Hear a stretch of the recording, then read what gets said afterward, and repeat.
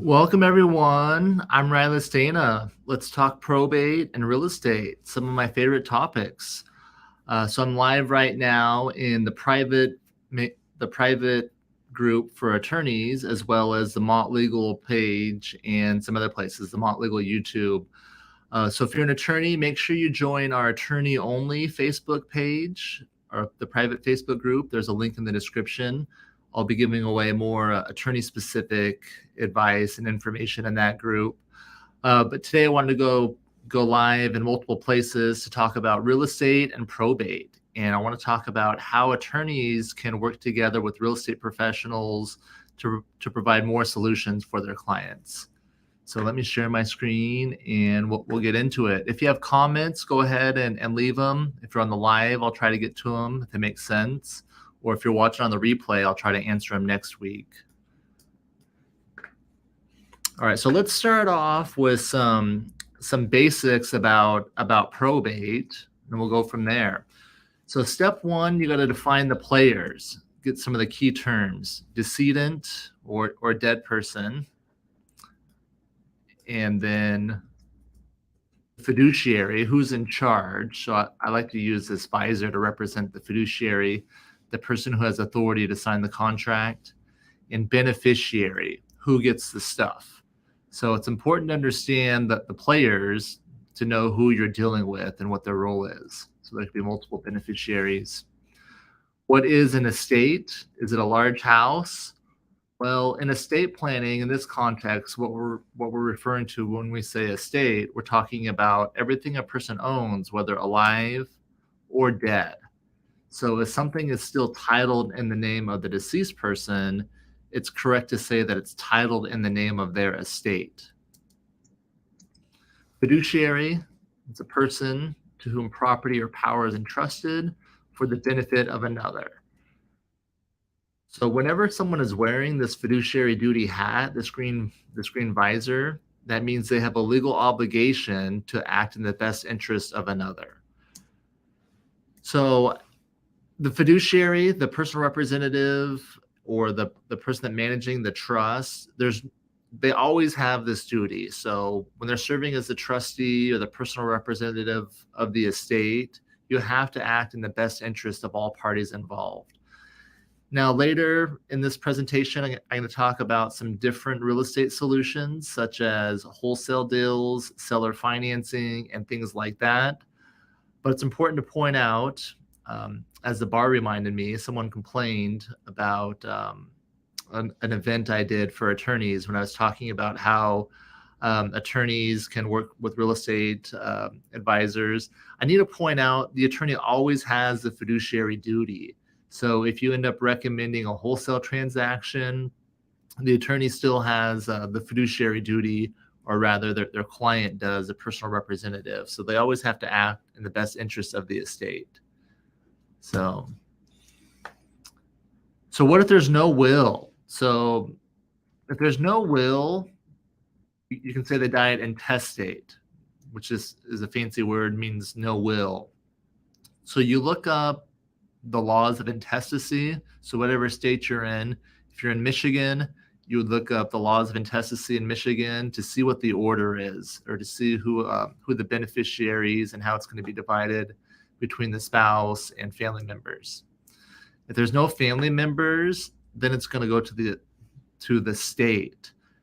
I don't know how many times I've had this call. People say, someone passed away, they were like an aunt or an uncle or whatever, and they have no family. So then what happens? If they have no family, it's too bad. It's going to go back to the state. The way the laws of intestacy works, if there's no will, they look all the way to like second cousins. So if you're in a situation like that, if there's no family, it doesn't go to you, their best friend. You need to track down and see if they have any cousins or second cousins.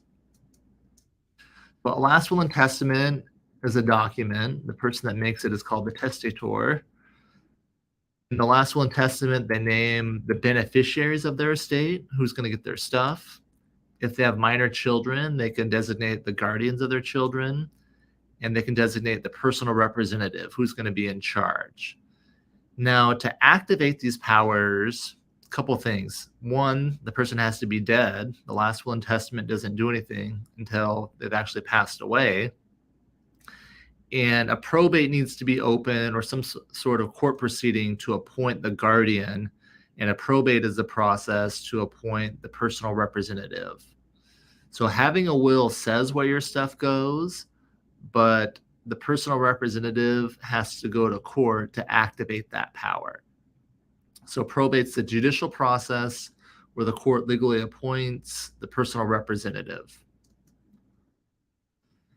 There's an informal probate. Now, I'm in Arizona, and California is where I practice. Arizona, we have informal probate, and then there's formal probate. California, it always works like a formal probate, where a court appearance is required to start the probate and then to finish it. In Arizona, if everyone's in agreement, so even if there's no will, if the kids or the beneficiaries are in agreement to name one person as a personal representative, then they can sign everything and we can open an informal probate. Now, if they're not in agreement, if there's no will and the kids are not in agreement, who's going to be in charge? Then we can file a formal probate, get a court hearing, and the judge will decide who is going to be the personal representative. Or if there's any other issues, then they go formal so the judge can hear it. How long is probate? We get that question a lot. How long is it? So it takes us, if you hire us to do a probate in Arizona, it's about 2 to 3 weeks for us to prepare the probate application. Some of that depends on the cooperation from the clients and all the parties, how quick they get the information back to us, how quick they sign everything. But usually about 2 to 3 weeks is what it takes us. And then we file everything with the court. And here in Phoenix, Maricopa County, we're seeing Maricopa County here, it's about 2 to 3 weeks. Some of the other counties, they can be longer, maybe as long as 6 weeks for the court to approve that probate application. So after the personal representative is approved, once they're approved, they have the authority. They can sell the house, they can collect assets at that time, but there's still more work that needs to be done. A creditor period gets started at that time. Again, I'm talking Arizona. California also has a creditor period. I would imagine most states have something like this. Notify creditors, and during that period, you're collecting assets, you're seeing what debts there are, and then you settle all the debts, report to all the beneficiaries, show them an accounting of the estate assets and all the debts. And after you get their approval, you can make a final distribution and then close out the probate. So usually 9 to 12 months is what we're seeing in Arizona to get through a probate total process. But they can have the authority to sell the house in as soon as 4 to 6 weeks. A lot of times there's pending foreclosure, if the mortgage hasn't been getting paid. So there's a time crunch where we have to hurry and get the person appointed so that they can avoid foreclosure. All right, so steps to go through when analyzing an estate, when someone passes away. So look at what the assets are. Tonight we're talking about real estate. There's a lot of real estate investors in the audience, so there's probably a house or some sort of real estate. Then define the players and figure out what controls the assets. So things like IRAs and life insurance, they usually have beneficiaries listed, so that will be controlling. That'll say where that account goes. This house in this example is titled in the name of the dead person, so it's in their estate. So it's going to be controlled by their will if they have one, or the laws of intestacy. Or things could be titled in the name of a trust or have the trust as a beneficiary. So figure out what the assets are and what's controlling the assets. So is it a will controlling them? Is the laws of intestacy controlling them? Are they owned by a trust?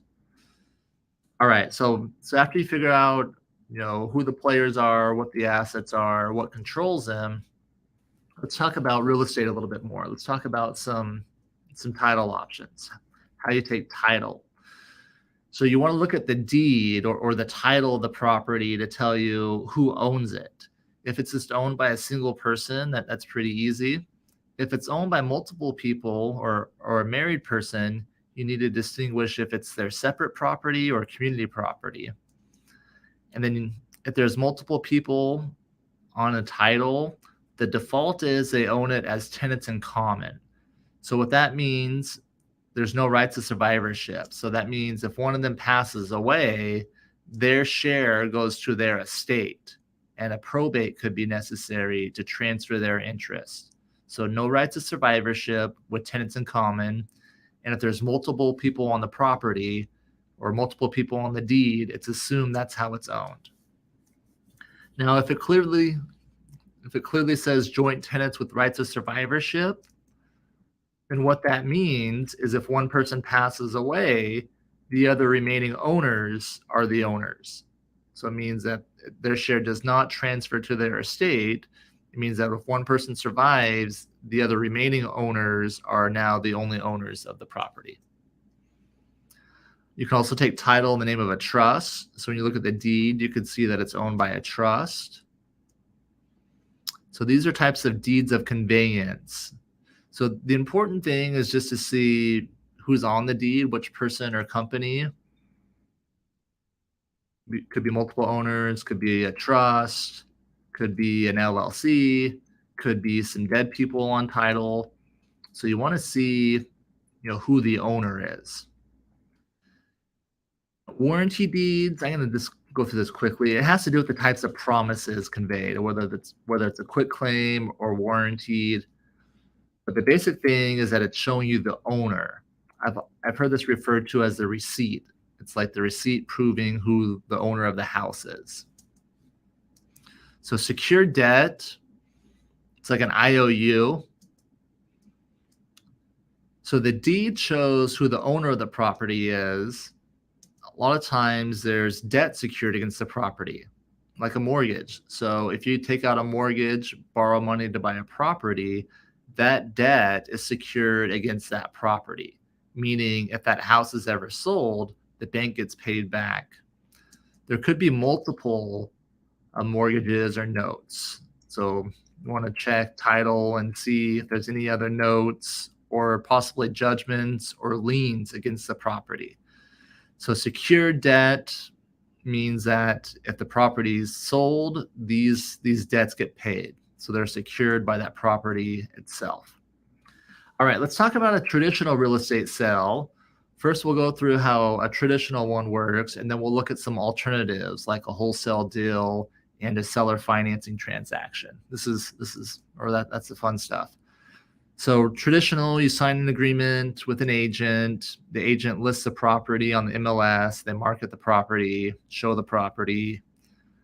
So it's unknown of how long it's going to take to sell it and what the actual sale price will eventually be. So eventually, after showings, they accept an offer.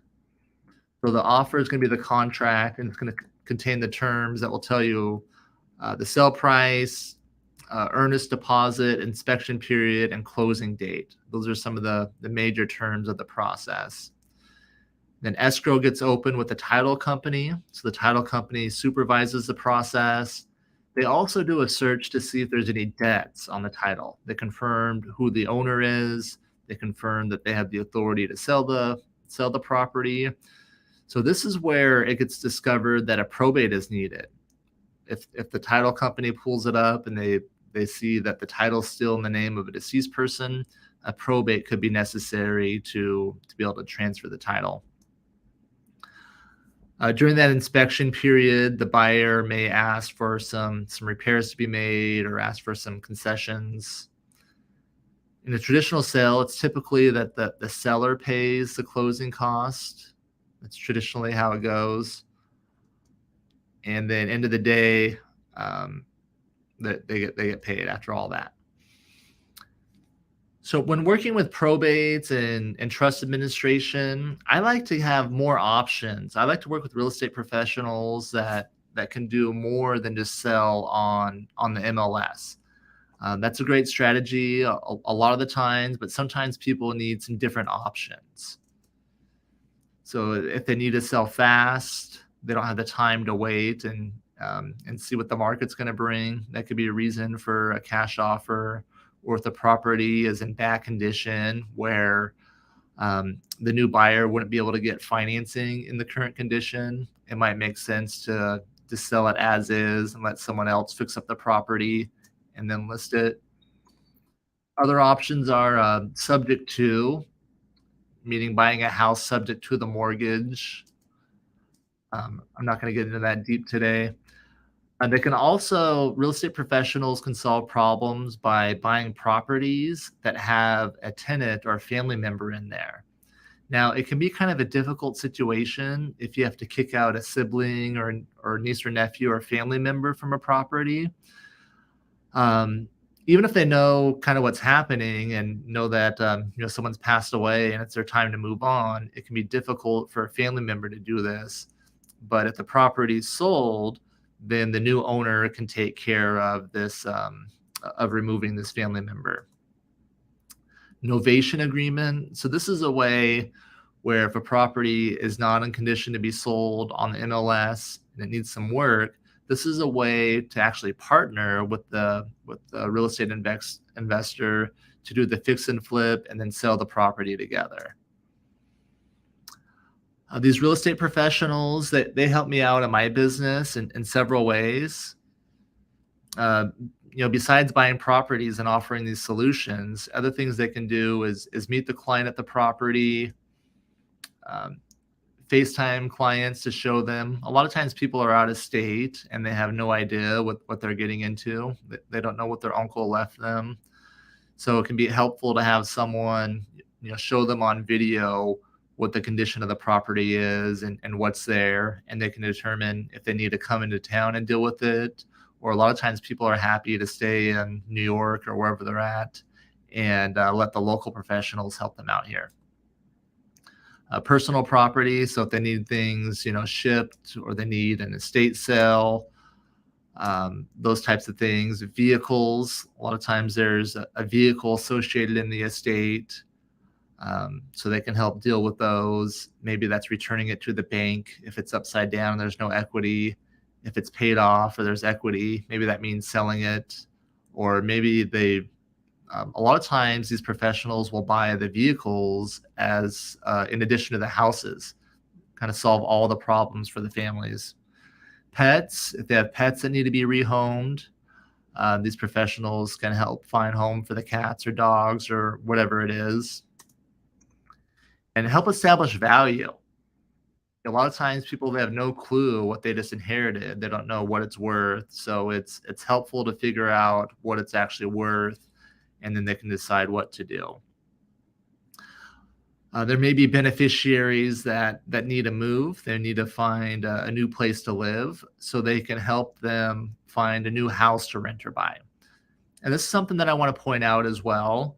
So I'm going to show a seller financing transaction, and the attorneys out there, they may be hating this strategy and thinking, why would I ever advise a client to sell that way? That may be the case, but how about buying that way? It's helpful to work with real estate professionals if you have a client that needs to move out of a house, but is unable to qualify to buy something themselves. I had Pace Morby helped one of my clients. They're in a situation where they were living in a house, but after the death of someone, it needed to be sold and split several different ways. They were only, I think maybe a third or a quarter beneficiary of the estate. They weren't in a position, they couldn't afford to buy out the other beneficiaries.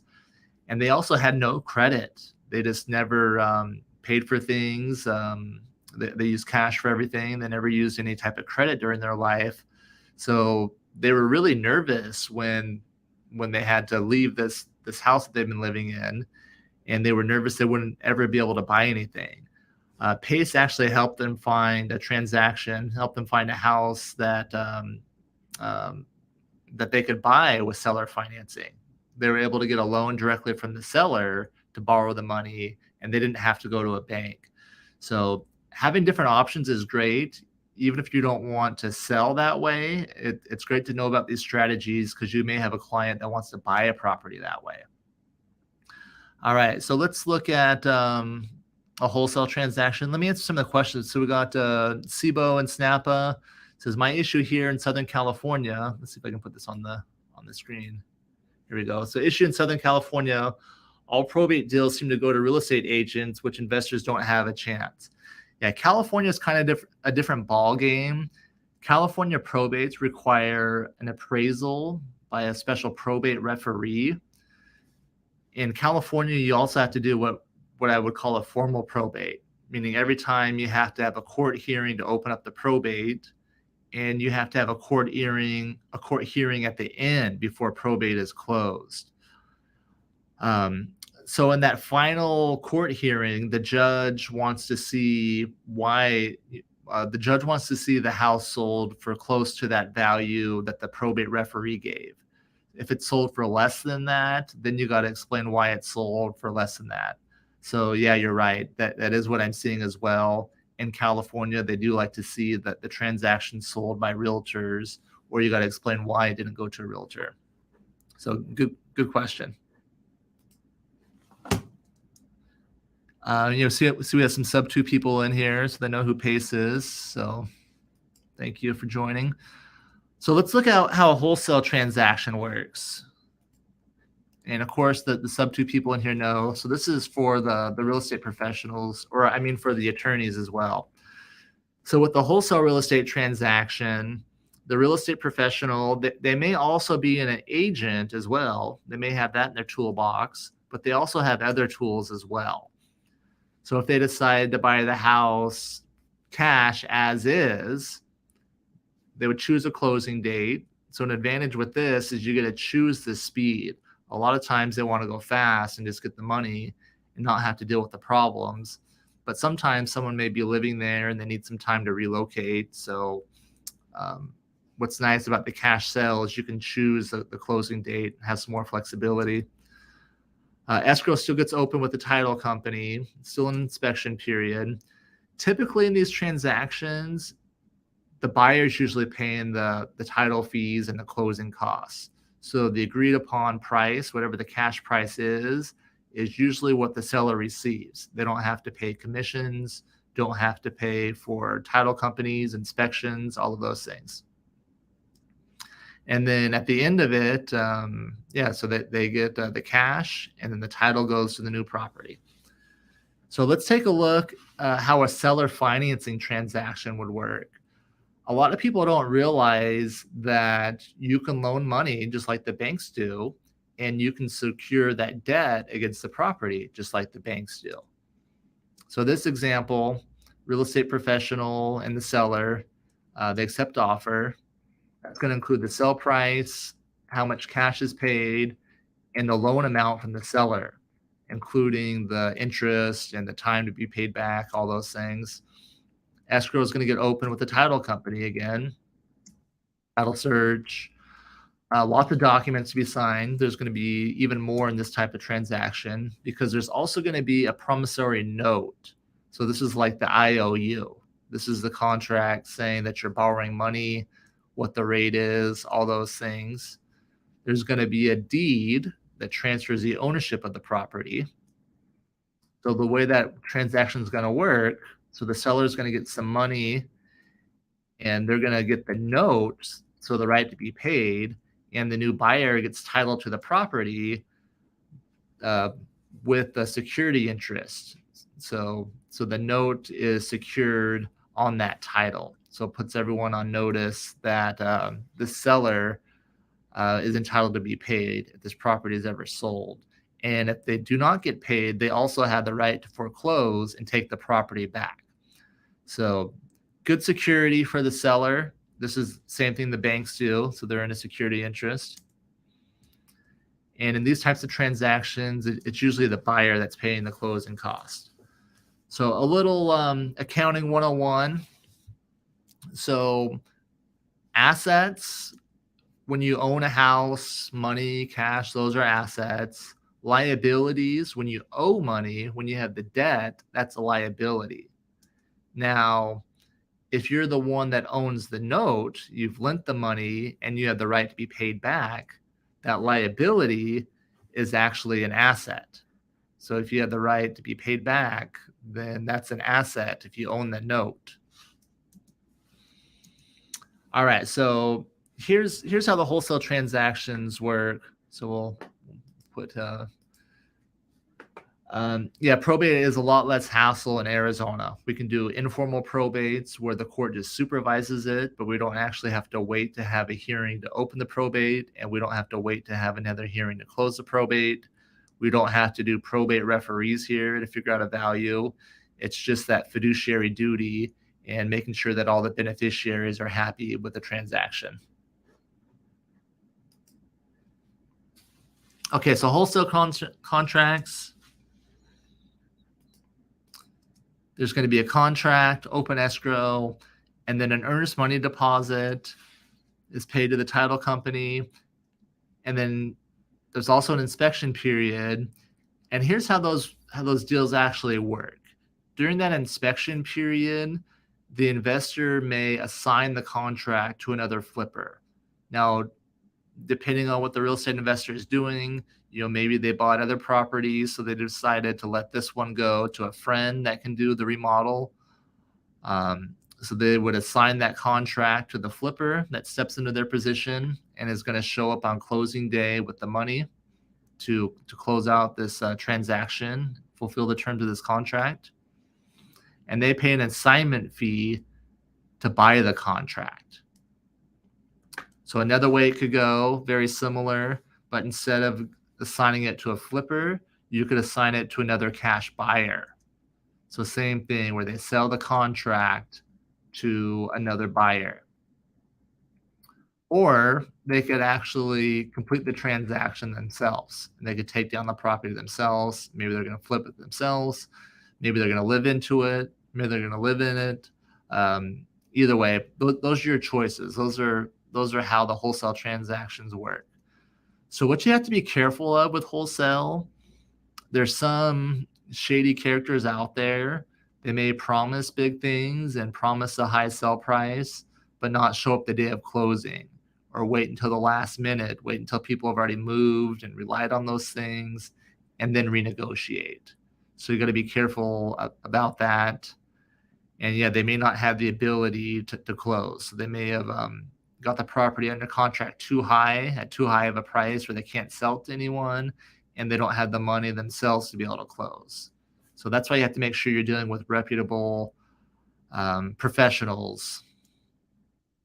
Now, in traditional real estate, things to look out for, I always warn my clients of. Sometimes the agents may promise a high price, or they may lead you to believe that you can sell for a really high price so that you sign their listing agreement, their contract. But then they end up selling the house for actually much lower, and they still get paid their percentage commission regardless of what it sells for. So be careful of that. Make sure that they are giving you a realistic sales price. And if you have an agent, listen to them. That's why you're hiring them. So listen to their advice on how to price the property. You want to look at what experience do they have. Is this just your brother-in-law or someone in the family that has their license, or is this someone that's actively in the market doing deals? Now, a lot of times with families, there is, a family member or a close friend that's an agent, but that may not be the best choice if they're not actually active in the business. So ways to value real estate. The best way, if you're going to sell it, is what a willing buyer is willing and able to pay. That's the best way.